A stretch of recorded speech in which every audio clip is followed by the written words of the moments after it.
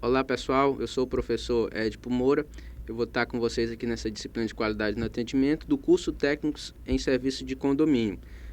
Vamos tratar agora da unidade 1, módulo 1, aula 01, onde a gente vai tratar das organizações, alguns conceitos de organizações, tipo de organização, função das organizações, estrutura dessas organizações, certo? Que são conceitos fundamentais para a introdução aí da qualidade no atendimento, certo? Então, já nessa aula a gente vai trazer aqui um conceito do que seria as organizações, certo? Nós temos aqui um conceito, uma organização é uma combinação intencional de pessoas, de tecnologia para atingir um determinado objetivo.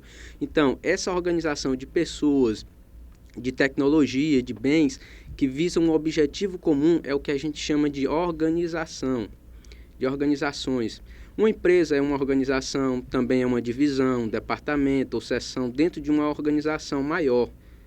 Pessoas, dinheiro, materiais compõem os recursos que ingressam à organização. Então, a gente tem as pessoas, os materiais, que são elementos que vão ingressar na organização, gerando bens e serviços com o objetivo de obter o lucro. O objetivo final é gerar excludentes, que nós chamamos de lucro, esses excludentes nas empresas.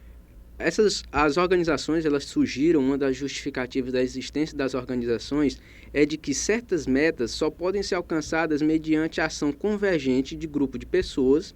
Neste sentido, qualquer que seja a meta, obtenção de lucro, educação, religião, saúde, eleição de um candidato ou construção de um estádio de futebol, as organizações elas se caracterizam por um comportamento voltado para determinada meta ou para um objetivo. Isto é, essas organizações elas perseguem metas, perseguem objetivos que podem ser alcançados de modo mais fácil quando o grupo de pessoas estão unidos em prol de um objetivo comum, de uma finalidade comum. Uma ação conjunta dos indivíduos é o que a gente chama. Essa foi o surgimento das organizações. Elas começaram a surgir dessa necessidade de um objetivo comum, de buscar esse objetivo comum. Então, essas organizações tiveram uma força maior do que individualmente. Quando as pessoas passaram a se unir em prol de um objetivo comum, é muito mais fácil de se atingir o objetivo do que individualmente. Apesar da forte tendência a considerar a realização sobre o enfoque individual, a verdade é que a grande maioria das realizações que ocorrem na sociedade moderna só ocorrem porque as pessoas, em grupo, se envolvem em projetos comuns. De fato, nossa sociedade se desenvolveu graças à criação de organizações especializadas que fornecem bens e serviços de que ela precisa. Então, a sociedade tem a necessidade dessas organizações, ela tem a necessidade de bens e serviços que essas organizações vão oferecer. Daí surgiu a necessidade das organizações, das pessoas se organizarem em grupos escolares, grupos de igreja, grupos hospitais, enfim. Mas essas organizações, elas são muito mais do que meros instrumentos para a produção de bens e serviços.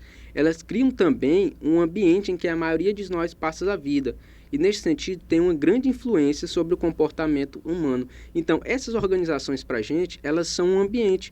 É o ambiente de trabalho, é o ambiente escolar, é o ambiente, seja numa loja, num hospital, numa clínica. A gente sempre está dentro de organizações que formam um ambiente de trabalho, um ambiente escolar, um ambiente familiar, certo? Todos esses ambientes são também organizações, fazem parte das organizações. A gente está dentro desses ambientes e está dentro das organizações. Essas organizações elas são divididas em 3 partes básicas, que sejam elas pessoas, tarefas e administração. A administração é um fator essencial dentro das organizações. Ela inclui o planejamento, a organização, a liderança e controle do desempenho na organização de tarefas. Outro ponto fundamental sobre as organizações é que elas existem dentro de um meio ambiente, como eu falei. Essas organizações elas estão dentro de um ambiente, elas necessitam estar dentro de um ambiente para que elas possam funcionar. Todas elas operam dentro de um ambiente que inclui fornecedores, clientes, concorrentes, bem como uma grande variedade de condições legais, econômicas, sociais e tecnológicas. Então, é importante observar que essas organizações dentro de um ambiente ela tem vários elementos. São clientes, são fornecedores, são condições econômicas, condições legais. Então, todas essas organizações elas estão dentro desses elementos, elas precisam desses elementos para que elas se formem, as organizações. E essas organizações elas são guiadas pelas decisões de uma ou mais pessoas, quais sejam os administradores, que são pessoas responsáveis pela administração das organizações. Esses administradores, eles alocam os recursos, que na maioria das vezes são recursos escassos, para fins alternativos e frequentemente competitivos. São aqueles que determinam a relação meio e fim. Eles têm autoridade, que é delegada pela sociedade, esses administradores possuem essa autoridade, e responsabilidade, que é aceita por eles. No momento em que cada administrador se torna responsável por uma organização, ele tem a responsabilidade sobre aquela organização. E responsabilidade de construir, de destruir cidades, de fazer a paz, de celebrar a guerra, de purificar, poluir o ambiente. Estabelece também condições relacionadas aos cargos, rendas, produtos, serviços, proteção, saúde e conhecimento. Então, esses administradores, eles possuem responsabilidade, seja ele o diretor de uma escola, seja ele o reitor de uma universidade, seja ele o presidente da república, seja ele o presidente da associação de bairro, de moradores. Todos eles possuem responsabilidade, todos eles aceitam essa responsabilidade e possuem autoridade para que eles possam gerir as organizações. Ok?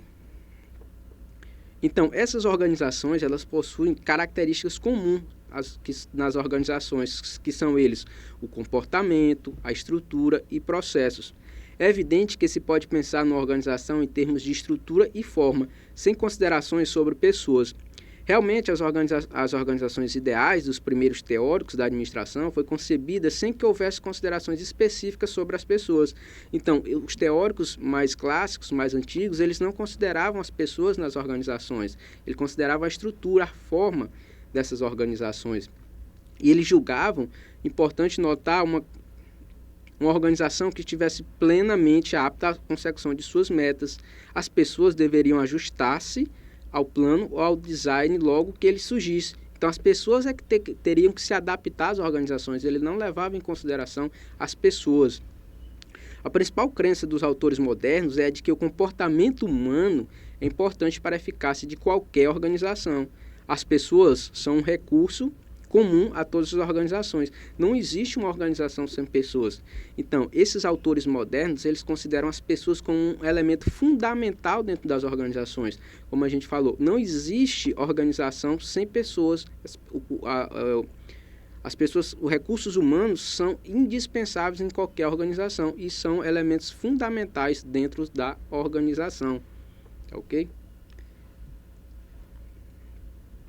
Cada organização ela tem que definir suas estratégias de atuação, ela tem que saber como se posicionar dentro do mercado em relação ao ambiente externo e ao ambiente interno. E na escolha de uma estratégia e da estrutura para a sua implementação, os administradores têm que procurar saber como o ambiente externo afetará a organização. As relações estratégia, estrutura e ambiente podem ser vistas a partir de duas perspectivas básicas. Na primeira perspectiva, a organização reage ao ambiente. O processo de formulação da estratégia tem que levar em conta o ambiente no qual a organização opera no momento e o qual ele vai operar no futuro.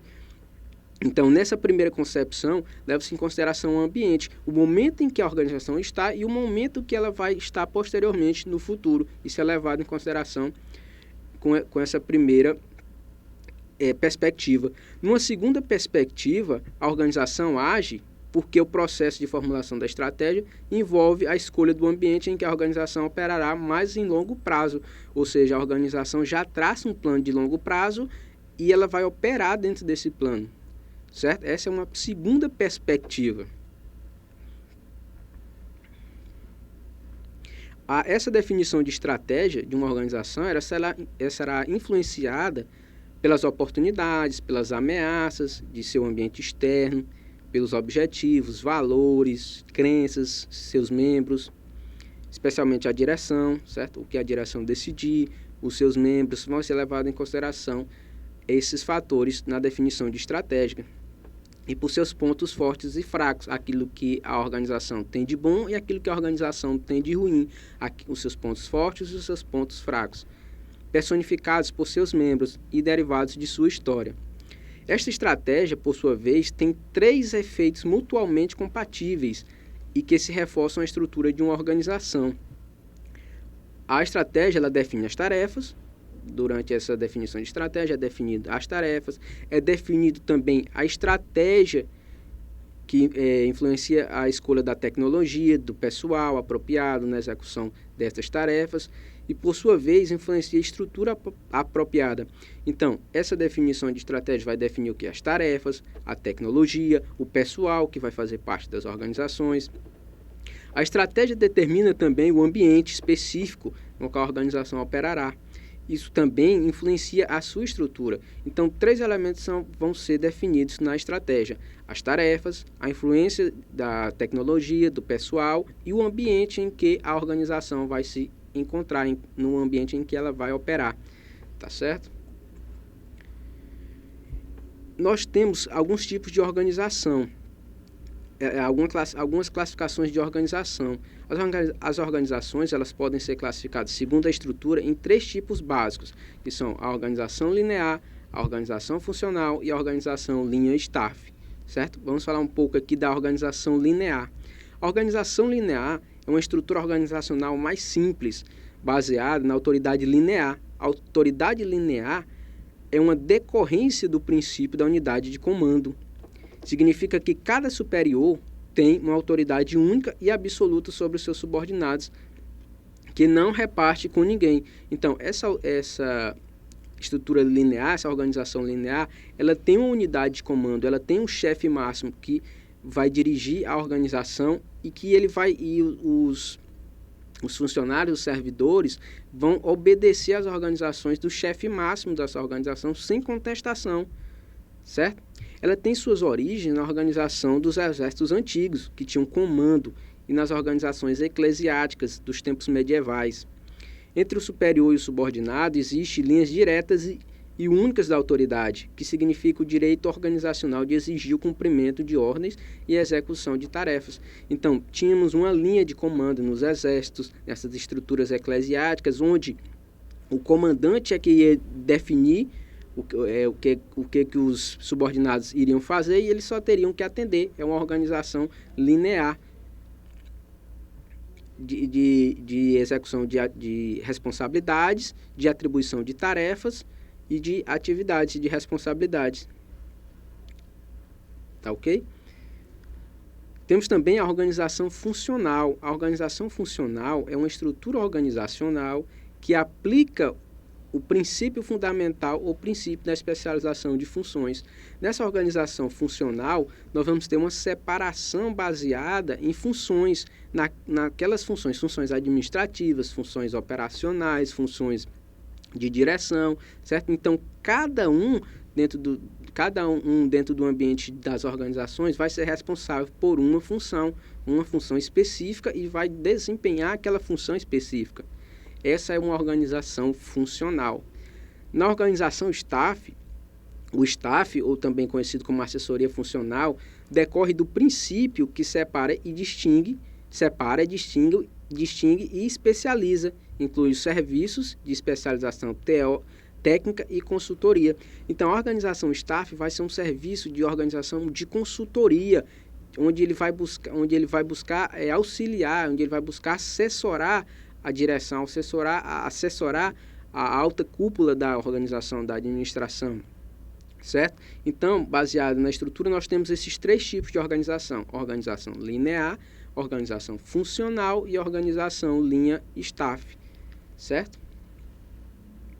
E quanto à finalidade, também nós vamos ter 2 tipos de organizações: são organizações com fins lucrativos e organizações sem fins lucrativos. É outra classificação bastante estudada e bastante importante. A organização com fins lucrativos são organizações que objetivam lucro, são organizações reguladas pela legislação fiscal e tributária e podem ser constituídas de várias formas segundo o Código Civil.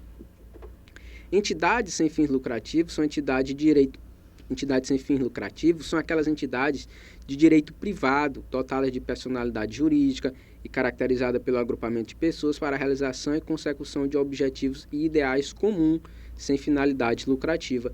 Então, nós temos aí dois tipos de organização: a organização com fins lucrativos e a organização sem fins lucrativos.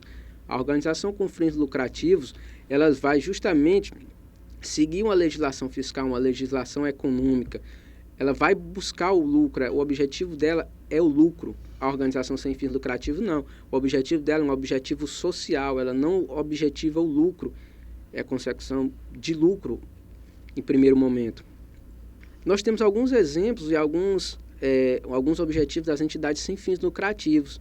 Uma associação de classe ou de representação de categoria profissional, instituições religiosas, voltada para a disseminação de créditos, cultos, entidade de benefício mútuo destinada a proporcionar bens e serviços a um círculo restrito de associados, são os clubes esportivos, as associações, centrais de compras, associações de moradores e associações com objetivos que observam o princípio da universalização do serviço, promoção de assistência social, promoção gratuita de saúde, educação, preservação, conservação do meio ambiente, promoção de direitos humanos, certo? São as ONGs, que nós vamos ter exemplo aí dessas entidades sem fins lucrativos.